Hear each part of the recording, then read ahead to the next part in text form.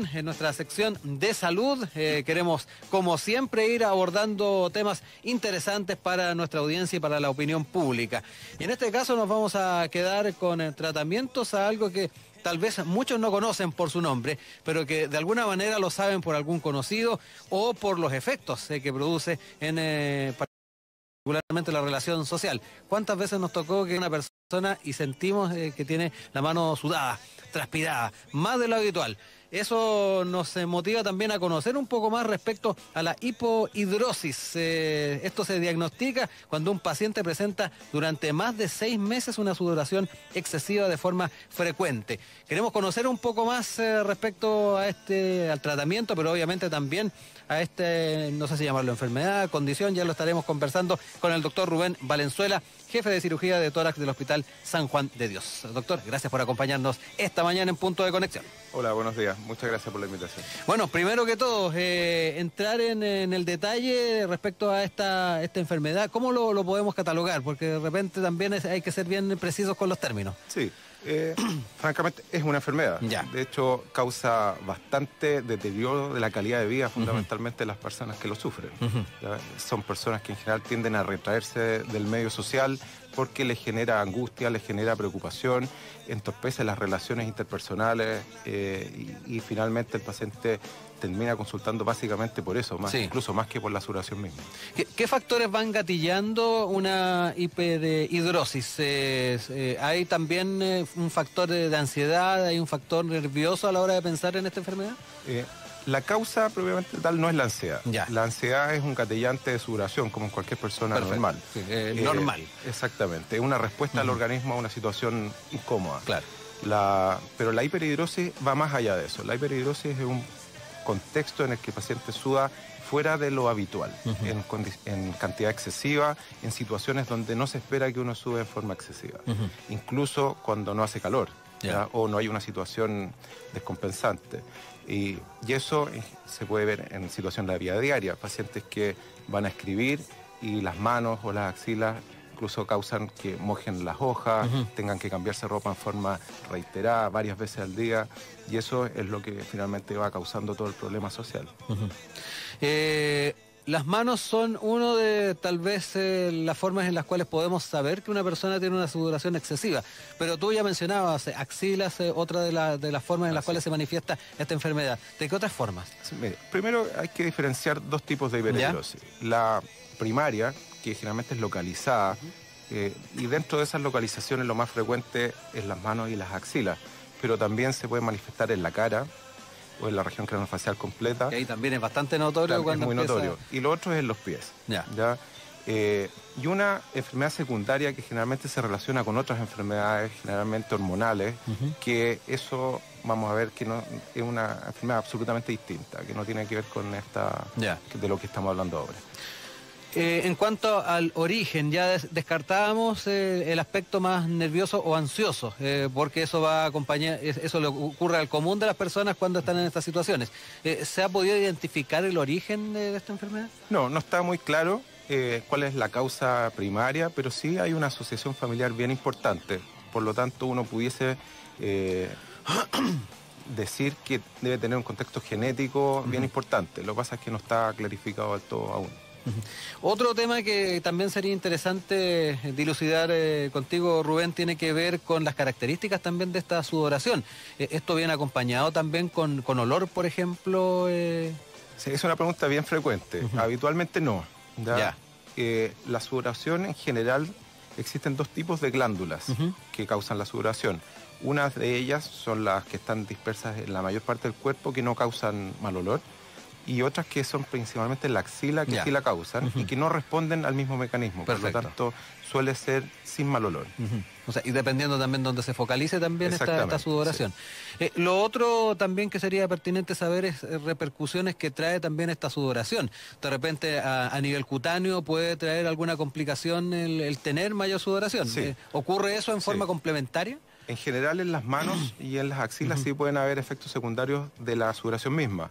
En las manos se produce una alteración que se llama eritromelalgia, en que las manos se ponen rojas, quebradizas, la piel un poco quebradiza, y en las axilas puede haber irritación, infecciones con hongos o bacterias, incluso por la humedad local causada por la sudoración. En el caso de axilas, ¿también hay una situación similar? ¿Alguna enfermedad acompañada? En general, más bien infecciones locales producto de la humedad. Ya. ¿Pies? Que ese es otro, sí, los pies, que muchas veces también se asocia sudoración con generación de hongos en los pies, por ejemplo. Exactamente, sí, tiene que ver con la humedad misma. Más que por la enfermedad, es por el mantener los pies húmedos en condiciones cerradas, sobre todo los pies, y eso causa que proliferen hongos y otras infecciones locales. Doctor, al principio hablábamos de que cuando se presenta durante más de 6 meses ya genera algún cuadro, no sé, para tomarlo en cuenta. ¿Ese es el tiempo en que uno debería poner un poquito más de atención cuando se tiene más sudoración? Sí, en general es una cosa bien mantenida en el tiempo. Ya. Suele aparecer en la adolescencia, cuando se desarrollan un poco más los sistemas glandulares específicamente, suele ser mantenida, ¿no? La temporalidad en general uno la toma poco en cuenta. Ya. Lo que sí, para indicar el tratamiento definitivo, que vamos a conversar, que es la cirugía finalmente, uno en general hace varios intentos de tratamientos tópicos y otras cosas antes. Doctora, hablaba de la adolescencia, y también puede darse de que por el momento o la edad en la cual están viviendo los y las jóvenes también puede ser confundido, en momentos en donde hay mucha ansiedad de repente.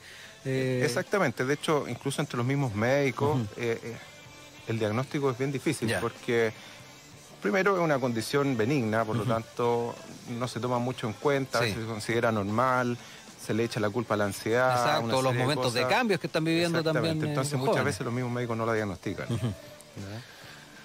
Y eso genera retraso en los tratamientos, aumento del compromiso psicológico de los pacientes, y finalmente llegan cuando ya están en situaciones bien adversas desde el punto de vista psicológico. Vamos a seguir dialogando con el doctor Rubén Valenzuela. Vamos a escuchar música de Franz Gall ahora en nuestra selección musical Ella, Ella.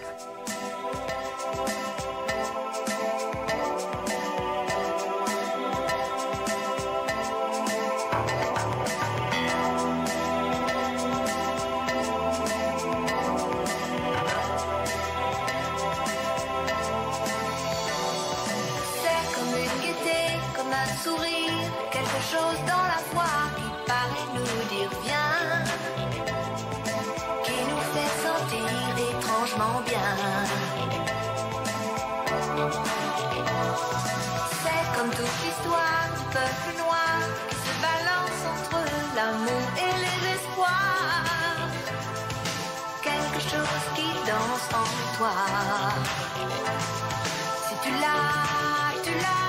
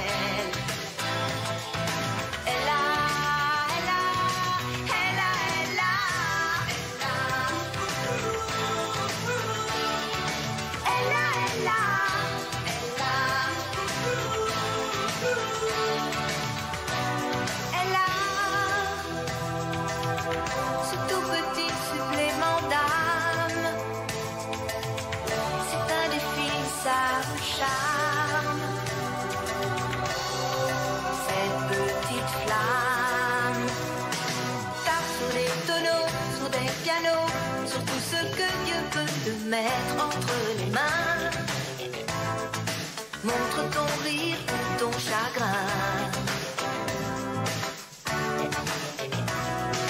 Mais que tu n'aies rien, que tu sois roi, que tu cherches encore les pouvoirs qui dorment en toi. Tu vois, ça ne s'achète pas. Quand tu l'as, tu l'as.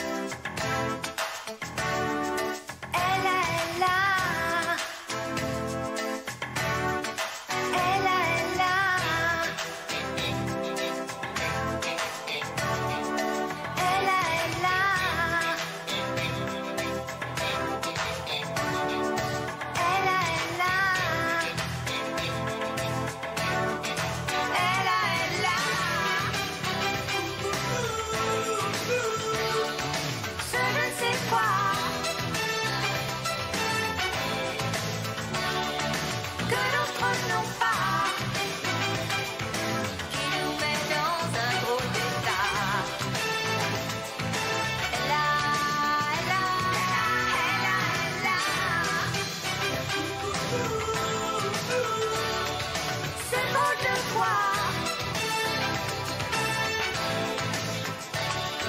C'est trop de choix.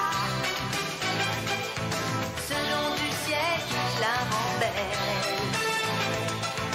Elle a, elle a, elle a, elle a, elle a, elle a.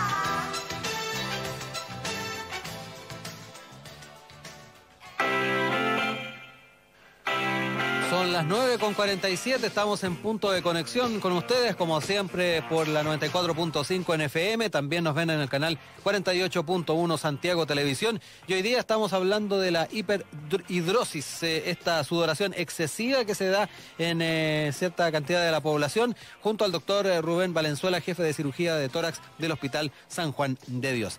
Doctor, ya hemos estado revisando un poco las causas, de alguna manera también elementos fundamentales de lo que trata esta enfermedad, pero es también pertinente hablar de cuáles son los tratamientos que se llevan adelante. Me mencionaba durante el tema música que son menos invasivos y hay otros que ya de frentón dan cuenta de una cirugía, ¿no? Exactamente. Durante mucho tiempo se han intentado tratamientos dermatológicos de distintos tipos, desde soluciones tópicas, corrientes galvánicas, inyecciones de Botox, etcétera, todos los cuales tienen una respuesta bastante eficiente en el corto plazo, pero tienden en el largo plazo a tener complicaciones que pueden ser severas, sobre todo en las manos, irritación y otros problemas locales, y otras de ellas son muy dolorosas, como las inyecciones de Botox, y que requieren repeticiones reiterativas durante el tiempo que hacen que sean poco eficientes finalmente. Y por otro lado... También depende del grado de sudoración a la hora de tomar depende un poco del decisiones de ese grado y de la localización. Ya. ¿Ya?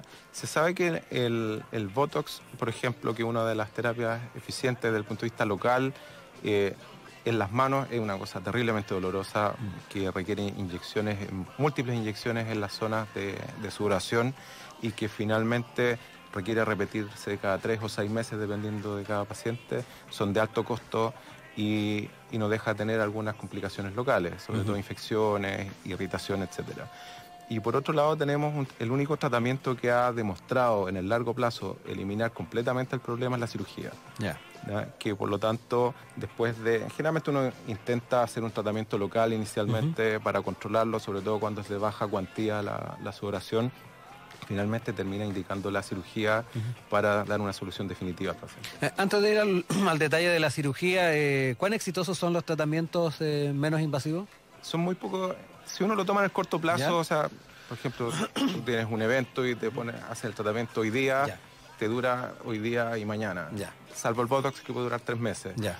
Pero no una en general solución no una solución permanente. definitiva. En el caso de la cirugía, ¿cuáles son las características? ¿Es de carácter ambulatorio? ¿Implica una hospitalización de mayor tiempo? Y también hablar un poco del tiempo de recuperación que tiene. Bien, en general la cirugía no es ambulatoria. ¿Ya? Si bien uno pudiese planificar la ambulatoria en algunos centros bien específicos con ciertas condiciones de cuidados postoperatorios, pero en general uno prefiere dejar una hospitalización por lo menos de 24 horas. Habitualmente el paciente se ingresa la mañana de la cirugía, se opera y puede irse de alta al día siguiente, Ya. en el 95% de los casos. Es una cirugía mínimamente invasiva que implica operar el tórax por ambos lados. ¿Ya? Para esto se realiza por una técnica que se conoce como videotoracoscopía, en el que se hacen 2 incisiones a cada lado de 5 milímetros y se introduce una cámara de video para encontrar un nervio que está pegado a la columna por dentro del tórax, ¿no es cierto?, que da ramas hacia las zonas que habitualmente se sudan, ¿Ya? fundamentalmente la cara, la axila y las manos. Con los pies el resultado es muy poco eficiente, por lo tanto en general no se hace. Pero sí fundamentalmente manos y axila, Ya. que es donde hay mejores resultados.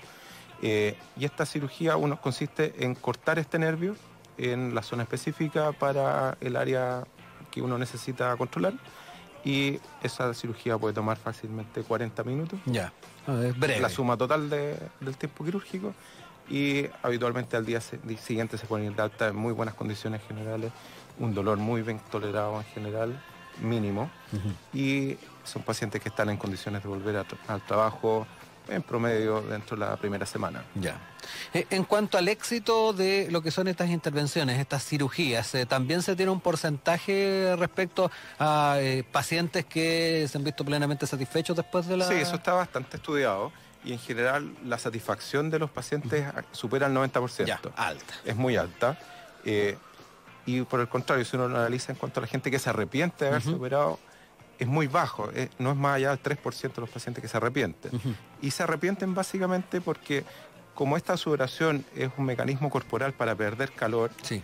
el organismo tiene que buscar cómo compensar esa pérdida de calor y lo hace sudando de otras zonas, habitualmente en la espalda y el abdomen. Ahora, el 95% de los pacientes encuentra que esa sudoración es menos molesta que sudar de las manos o de las axilas, pero hay un 3% en que esta sudoración puede ser tan intensa que le genera el rechazo a haberse operado. ¿Es la única, comillas, secuela que puede tener una operación de este tipo, en general, sudoración en otras áreas? En general sí. Ya hay algunas complicaciones menores que pueden tener en la cirugía que son altamente infrecuentes. ¿Por ejemplo? Depende un poco del nivel que uno necesite cortar el nervio. Cuando es muy alto, sobre todo en la sudoración de la cara, uno puede terminar con una caída del párpado, por ejemplo, que generalmente es transitoria y eso puede durar 6 meses habitualmente y se recupera. Yo diría que es lo más, dentro de lo raro que son las complicaciones, como lo más importante. Lo otro, que yo creo que también es una pregunta que se hacen muchos de aquellos que nos escuchan y nos ven a esta hora. ¿Cómo está cubierta esto por parte también de los seguros de salud, ISAPRES, también el propio FONASA? Sí. Es una pregunta muy frecuente en los mismos pacientes cuando llegan a la consulta. Al ser una enfermedad, esto está cubierto por las ISAPRES y deben cubrir el costo de esto en el porcentaje que tenga cada uno su seguro de salud. FONASA también lo cubre.